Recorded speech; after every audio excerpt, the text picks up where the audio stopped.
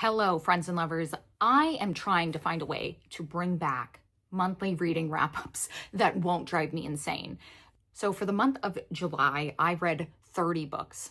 Now, usually doing a wrap up for 30 books sounds about as pleasurable as ramming my head into a wall repeatedly. So, we won't be doing that. So, I've decided to kind of break things down a little bit so that way it's a little easier on me and maybe a little more fun for you guys to listen to. But let me know if there's something specifically you'd like to see in a reading wrap-up style video.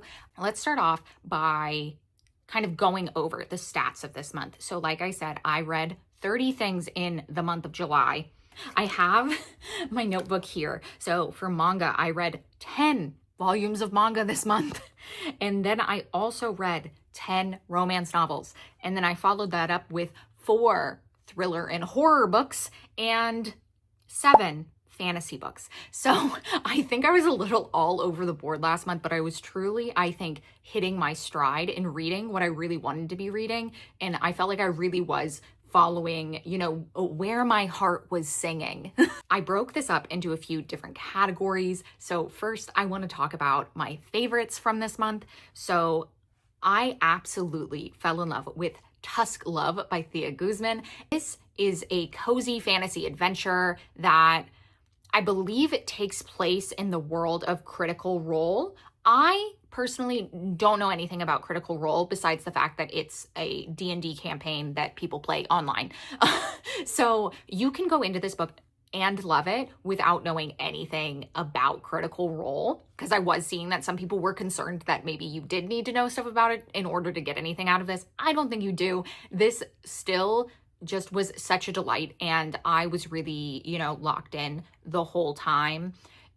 I feel like a lot of cozy stories don't work for me, but there was enough going on in here that I felt very drawn to the story and to the relationship between the characters. And I really appreciated their relationship dynamic because they are obviously, one person is a human, another person is an orc. So, there are some differences for them to overcome, but also he comes from poverty and she comes from a family who recently lost their wealth. So they both come from like very different backgrounds and have to try to come together in this adventure where he's trying to help her unite with her family.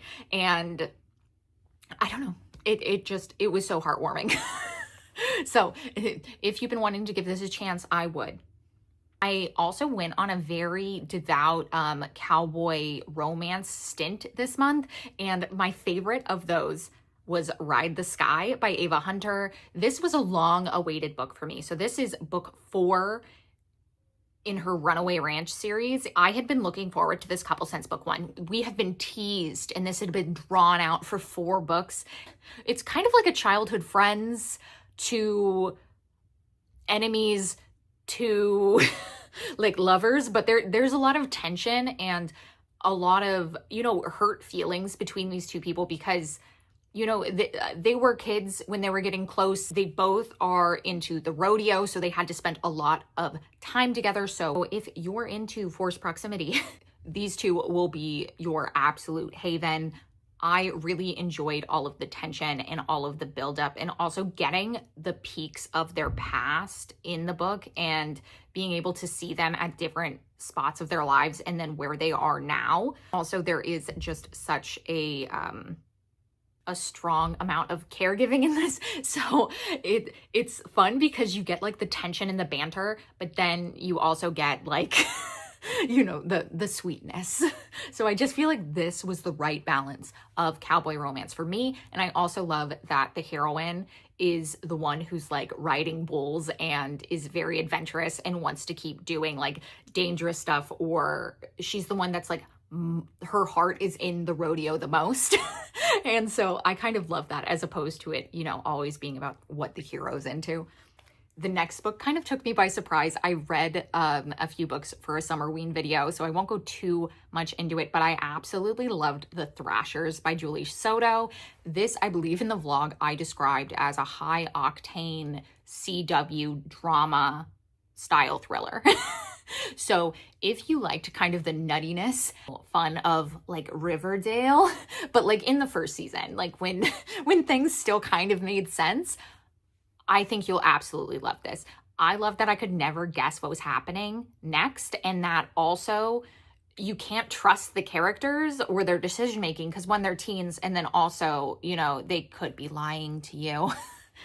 And then the other one from that video that I absolutely loved was called Eternity by S.A. Barnes. This is a sci-fi thriller horror that takes place in a kind of haunted feeling museum of dead bodies. These are bodies that had been frozen with the hopes that later, when technology got better, you know, they could be revived. But obviously, you know, that doesn't quite happen. And there's also a haunting like AI character in this that honestly scared me more than the weird dead bodies. This was both a good time and a terrifying time, and it really spooked me. So I really need to read more of S.A. Barnes. And then next I have DNFs. The first one, Tenderly I Devour, I DNF'd just because I was firmly in my cowboy romance era post-Summerween, and I could not be swayed. So I will be coming back to this one because it says that it is for fans of A Study in Drowning by Ava Reid, and so I think it's right up my alley.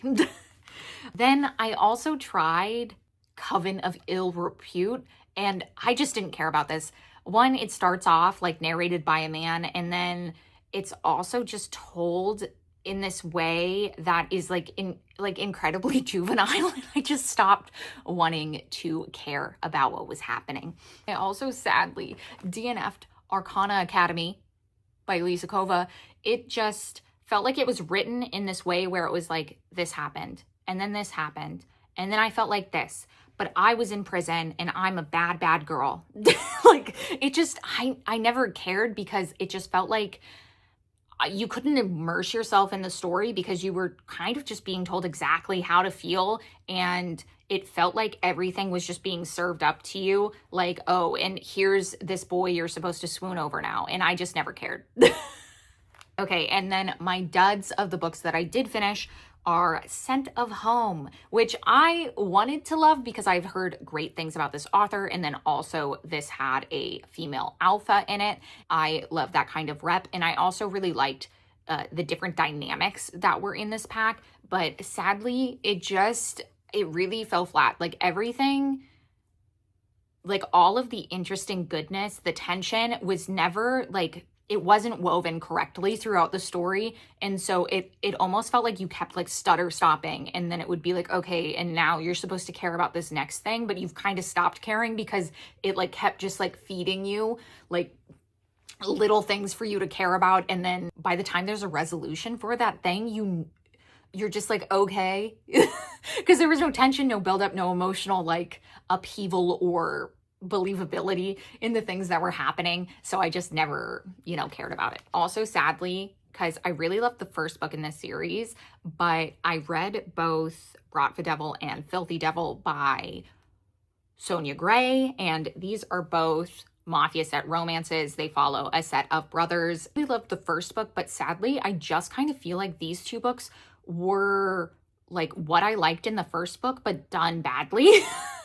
That in these you have like, you know, the overly masculine and very intense mafia dude, but the girls were kind of the same. They were both kind of meek and didn't have much of a personality, just needed lots of help to be taken care of. And I just wanted at least like the women in this to be different. Like, it's okay if I have like a story where the woman's that way once, you know, but if the whole series just follows like meek, demure women, like I stopped caring.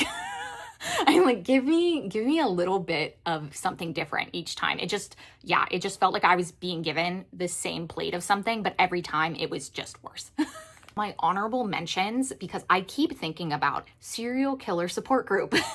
This was such a fun read. If you want to see me give you my full thoughts on this, it was in my Summerween vlog, but this was like exactly what it says on the tin. So a girl's sister has died and it's suspected that she was killed by a serial killer. And so she starts to infiltrate a group of serial killers, and they're known as the serial killer support group. It was kind of interesting because you got like the background of the serial killers, like you would get chapters interspersed between the main characters' stories of like what was going on with each of the serial killers. And I found that very interesting. So I'd very much love to read other things from this author. I haven't looked into like if they already have another book out, but you know, I digress. This was very good.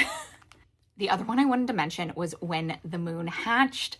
And I was really surprised by this. You know, I've been reading a lot of romantasy this year, and sometimes they can feel the same. This does start off in a very this heroine is big and bad and she can handle herself. She's a sneaky lady assassin. She's not an assassin in this, but she is part of top secret group of people who's like infiltrating the government to try to like cause change. So she's part of like this big rebellion. The like second chapter, she kills someone. So there is like a lot of things that kind of feel like almost like a generic romantasy being served to you. But I think what they do with her and her background and what they start building towards was very different from what I had anticipated. So I felt like it was taking me by surprise. I will say the first like 100 pages of this, I was kind of like, okay, like going either way about whether or not I was going to love this or not. But it really won me over the more I got into it. And it was a surprisingly like very emotional read. Like I teared up multiple times. So those were all of the books that I wanted to mention to you guys that I read in the month of July. Like I said, please let me know if there is something in this that you wanted a little bit more of, or if there's like a section you think I could add. I am more than open to suggestions. But as always, thank you so much for watching.